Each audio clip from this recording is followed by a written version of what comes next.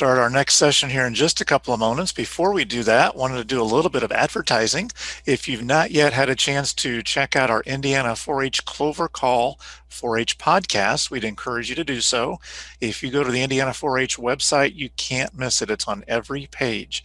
And we would really encourage you to listen to some of the things that have been posted so far. We currently have 2 up, so it's still relatively new.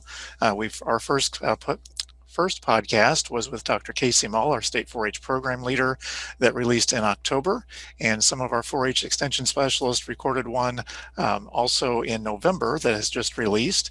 And then in December, you'll get to hear from the rest of our state 4-H extension specialists. Another couple of topics that are coming up, we get to hear from our Indiana 4-H Foundation partners in January. And then starting in February, be looking for some of our volunteers that you might have heard from today to be on, as well as some of our outstanding clubs and new experiences that are happening around the state of Indiana. So we would encourage you to listen to those. We know that many of us are at home now, maybe not doing quite as much traveling, but there's still a chance that you can listen to some podcasts. So we would encourage you to do that. If you have some suggestions for future topics that you would like to hear on the Indiana 4-H Clover Call podcast, we'd encourage you to submit those as well. Send us a note, or you can even put them in the chat. We'll try to catch up with those there as well.